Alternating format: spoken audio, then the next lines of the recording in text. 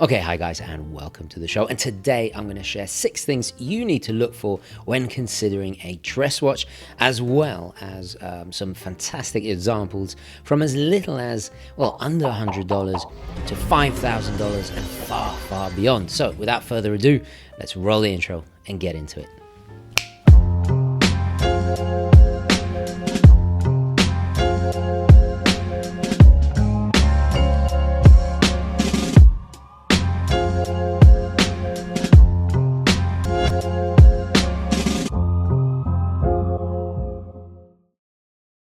Today's wristwatch check is very deliberate. It's my Tudor Submariner. It's deliberate because I consider it one of those do-it-all watches. It kind of works even in a dressy situation. However, I do believe if you don't have a do-it-all watch, let's say you had a Captain Willard, like I'll put the link there, like I recently reviewed, that very much was a tool watch, you're going to need to have a second watch or a dress watch. At some point, we're going to have to attend weddings or graduations or, I don't know, some kind of party or some kind of event, or most importantly, probably a job interview. So this little Audemars Piguet is my dress watch. It's special to me because, in my opinion, it epitomizes everything a dress watch should be. Also, it has a sentimental attachment. It was given to me by a very, very special friend. You know who you are. Ti mando un abbraccio forte forte. But it has all the following 6 things or 6 traits to look out for. So let's start with number 1, slenderness. Prior to the early 20th century, men still wore pocket watches. However, at the turn of the century, thanks to the British military, soldiers began to strap their pocket watches to their wrists on special-made straps, so they could check the time with greater ease and speed in battle, paving the way for what has now become the modern wristwatch. As the ability of watchmakers became ever more proficient, along with the ability to manufacture smaller parts, and so inevitably allowed for thinner watches. This quest for slenderness and miniaturization greatly assisted the watch to slide under the cuff more elegantly with formal attire, and thus the contemporary dress watch as we know it was born. This was unlike what would become the other great genres of watches like pilot, diver or racing watches, for example. These were designed to be more robust, more legible, and with a greater water resistance, or perhaps for a specific complication or function, which often dictated the size. But before quartz, the brands would compete in breaking records at who could make the thinnest watches. It was, and still is, to a lesser extent, a coveted and prestigious accomplishment. The rivalry at the higher end of mechanical watchmaking continues to this very day. So the second thing to consider is complications. Now today, thanks to the marvels and innovative work some of these brands are doing, you can get moon phases, perpetual calendars, annual calendars, all kinds of things, power reserves. What else? Sky's the limit. However, if you want to be traditional, it's all about less is more, just like my little AP. The reason my Audemars Piguet is so slim in profile is because the movement is less complicated and therefore has less parts. It not being automatic, there's obviously no rotor, but aside from its cuff-friendly compatibility, a manual wind dress watch with the hours and minutes only is designed to be less distracting. When you are at a formal function, it's not a military operation. You do not need to look at the second-by-second accuracy. A hint of the rough time is sufficient. In fact, even looking at the time while socializing or chatting with others at some formal event could be seen as déclassé. However, this is just a guide and not absolute rules to adhere to. My quartz-based Hamilton World Time that I regretfully sold and wore to a concert was a great affordable option. It was slim due to the battery-powered movement and an obvious homage to some extremely expensive watches, costing almost 100 times as much, but still a rare find in itself on the used market, with an interesting dial due to the complication. This made for a great dress watch. Little addendum to complications is something like this. Now, I consider this a conversation piece because it has an interesting history. This is the Bulova Accutron, of course. This is an amazing bit of American ingenuity and technology in the pre-quartz age. I've done many videos discussing it, but it looks completely unique and is a wonderful story to tell. If you're trying to make small talk, having drinks, maybe it's the intermission during a theatre production or a concert or whatever. I actually wore this to the opera and it worked wonderfully. A little bit unconventional, but sometimes it's nice to try something new. Okay, number 3, it's watch straps. Now, we've already established less is more, and that certainly is the key with a watch strap. Not always, but it definitely can assist in integrating a watch into your ensemble. A watch strap is more understated than the bracelet. It's less utilitarian and tool-tastic than a NATO or rubber strap, despite the lovable rogue James Bond will have you believe. However, like most things, when it comes to fashion, there are no rules. A strap is always preferred because it can also add an extra level of sophistication and detail to your attire, as it allows you to choose from an endless plethora of materials, colors, textures, and styles, complementing elements, accents, or patterns in your jacket, belt, shoes, or other jewelry, accessories like cufflinks, pocket squares, glasses even, or playful socks. Whatever little accoutrement is your signature accessory, complementing it with the right strap really looks like the kipper's knickers. This is not just a fun way to express yourself, but it also elevates the entire outfit with something personal that makes it just yours. Okay, the 4th thing to look out for when buying a dress watch is the actual materials. I know, seems simple, but it is crucial. A precious metal is the way to go here. It's not an absolute must, but as you are suited and booted and not diving into an ocean or flying a Messerschmitt, more robust materials like steel are not necessarily required. Yellow gold is my personal favorite as it matches my wedding ring and signet ring and makes the watch look more luxurious without being too loud or gaudy. However, if you are on a budget, steel or gold plated and gold capped is just as good, especially if your dress watch is not your main everyday piece and just for the occasional formal function. Another thing to consider here, aside from the case itself, is the material of the dial. These days, all kinds of exotic materials can be used to create an extra level of detail and refinement. The anthracite dial of certain versions of the Max Bill Junghans are great examples at a more affordable level. It works wonderfully with certain textures and patterns of clothes. Traditionally, since the days of pocket watches, and even before that, enamel has always been the go-to choice as it brings a richness and luster that evokes classical watchmaking. While not cheap to manufacture due to the extensive heating processes needed, they most often are found in luxury watches. However, Seiko in recent years have started incorporating them into the dials of more accessible mid-tier Presage line, resulting in some exquisitely classy options for a very competitive price. Okay, number 5, it's the diameter and size of the watch. I know it seems obvious, but today I still watch YouTube videos, turn on the television, movies, and I see this mistake happening all the time. A dress watch is supposed to be modestly sized. Unlike the first German Flieger watches that were a gargantuan 55mm wide, you will most definitely not be wearing flying goggles at the opera or attending a wedding, so legibility is not as crucial here. Therefore, smaller, more conservatively sized watches are preferred. Having an oversized watch, when dressed dapper, tends to cheapen the overall look. You see this even with overcomplicated watches. The watch is supposed to complement the outfit, not be the center of attention. What is defined as smaller to you is always naturally relative to your own scale.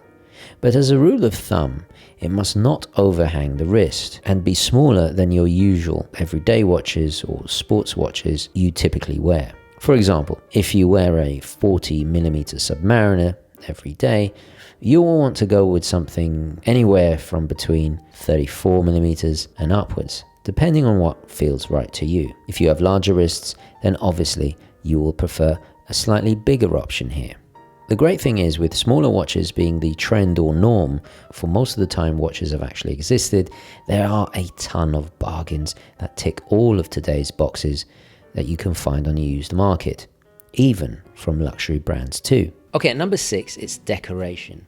Now, since the beginning of time and, the beginning of horology, mankind has embellished and adorned their timing instruments with all kinds of decoration. And I think dress watches are no exception. And the great thing is you don't have to spend that much money. In a dress watch, more than any other tool or sports watch that doesn't necessarily require it, decoration is always welcome. With some ladies' watches, but not always of course, they tend to feature precious stones. With men's watches, I personally prefer the decoration on the movement itself, although the use of thermally blued hands, case or dial engravings and applied details like markers on the dial, for example, are a great subtle option to always consider.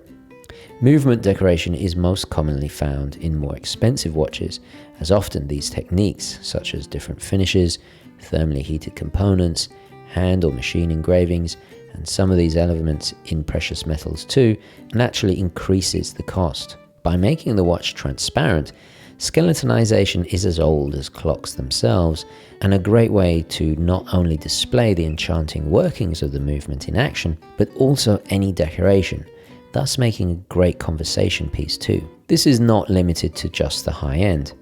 The vintage Swiss-made Buren I purchased for a few $100 was a great affordable alternative. By using stamped components, it keeps costs low, but the intended effect is just as captivating. Talking of affordable, while some watch snobs may scoff at the thought of it, Swatch makes some great low-cost options for dress watches. The decoration does not come in the form of costly craftsmanship, but fun, expressive, and intriguing designs that really add a little bit of pizzazz, and often take inspiration from classical watchmaking. The iconic Swatch Jelly, which are see-through watches and have become highly collectible, or their art-inspired pieces, are great examples, and their prices start often for less than $100 and upwards. So my little AP here has a beautifully decorated JLC-based caliber, and JLC, the watchmaker's watchmaker, made a lot of movements for other high-end brands, Vacheron, Constantin, AP, and many, many more. But it's not on show, the decoration. You can't even see it when you look at the watch or take it off. It's this kind of stealth wealth secret between me and the watch. And I love that because it gives a discreet sense of luxury without being showy or gaudy or flashy. You can tell I really adore this little watch. For the best entry-level mechanical automatic options, I would start with the Seiko 5 line. There are endless variations and designs to choose from, starting for as little as $100 and upwards. Sticking with in-house Japanese-made automatics, the Orient Bambino needs no introduction for around the same price, and each generation does a solid job of encapsulating every great era of dress watch. When it comes to the best value vintage-wise, it's difficult to beat Omega. My own automatic Seamaster in solid gold is a prime example from the 1950s, just before the Seamaster was transformed into the professional diver we all know today. With some of the best proprietary movements the brand has ever made, plentiful parts if you need to repair or service, it's a brand and legacy to be extremely proud of. Mine cost only around $1,500. But you can find equally outstanding examples from the 1960s, like the Omega Geneve, for even less. Aside from a ton of vintage models, Hamilton is also at the top of my list. One of my wife's favourites is her Intra-Matic, which works just as well for men. This slim Swiss-made ETA-based automatic pays tribute to the Madman-esque understated elegance of its 1960s predecessors, when it was still a great American brand. Talking of American brands, the recently reborn Marlin from the horological giant Timex is a manual wound watch that also takes inspiration from the same era when Timex made more watches than anybody else in the world. There is of course a vast array of lavish high-end examples, but for every haute horology option there is just as many affordable options from brands with just as much heritage. One of the earliest dress watches, and perhaps my favourite, is the Cartier Tank. Initially released in 1917, this massively influential and instantly recognisable by its rectangular case, classic Roman numerals, and that lovely little blue sapphire cabochon in the crown. Seiko have beautifully done a quartz homage for a fraction of the price, and I highly recommend, as it captures the look and feel perfectly. The prestigious Patek Philippe Calatrava hit the watch market in 1932 and remains the brand's flagship model. It's undeniably one of the most definitive dress watches of all time. The Frédéric Constantin slimline collection from the much newer Swiss brand does a great job of embodying a similar Calatrava look and feel, with quartz, automatic, and options offering various complications from 400 to 1000 and beyond. While it's not anything like a time-only Calatrava, the Dan Henry 1937 is similar and highly desired to the sector dial Patek Reference 130 and various other JLC chronographs. But for only $250, this Mecha Quartz chronograph is staggeringly refined and elegant. In a modest size, it's hard to beat for the money. The Jaeger LeCoultre Reverso was created in the height of the Art Deco period in 1931, and nothing exudes sophistication like Art Deco, especially when in watches. It reached iconic status even when the reversible case design was originally intended for polo matches, but has become obsolete now in our age of sapphire glass. It has both simplified time-only versions and models with additional complications, making use of its defining feature. The American brand Bulova have wonderfully similar looking Art Deco styles, both vintage and new, all for under $1,000. Lange, a German brand, is a deeply revered maker of dress watches, most famously with the Lange 1 that debuted in 1994. It's now emblematic of the brand with its opera house clock-inspired date window and Fibonacci golden ratio proportioned layout to the subdials. The far older and equally prestigious Swiss watchmaker Tissot do an excellent budget alternative with the T-Classic Tradition GMT, along with a ton of more affordable options at the entry level. What I like here is that they've utilised the subdial for a second time zone, which is extremely useful. The Patrimony from the Swiss horticulturology brand Vacheron Constantin is an outstanding example of minimalism in a quintessential dress watch from a brand steeped in history. Relaunched in 2004, its understated nature is the height of chicness that was inspired by their super-thin watches of the 1950s. VC is one of the oldest watch manufacturers in the world, with an uninterrupted watchmaking history since 1755. One style that suits dress watches perfectly is the restrained design language of German Bauhaus. The Nomos Tangente is a wonderful encapsulation of this towards the higher end. But best of all, in my opinion, is the Junghans Max Bill, another German watchmaker, but this time designed by the legendary artist himself during the 1950s, according to his true mathematical Bauhaus theory. If you desire a more traditional aesthetic, the Breguet Classique evokes the old world charm of a refined pocket watch with its stunning guilloche dial and distinctive Breguet hands. These elements, among many others, undeniably harken back to the illustrious legacy of this brand that has inspired so much of watchmaking as we know it, with its historic technical innovations that can be found in almost every single watch. For as little as $200, you can buy a similar style quartz piece by Rotary called the Canterbury. Famously worn by Benedict Cumberbatch as Sherlock Holmes in the BBC TV series, it looks just as classy, but without the big asking price. Alright guys, I'm going to leave it there, but please do add in the comments below what you look for when you're considering a dress watch. Is there a certain characteristic it must absolutely have? Please do share that. I love reading your comments. Please don't forget to like this video. Very, very important indeed. And as always guys, I will catch you in the next one. Thank you for watching.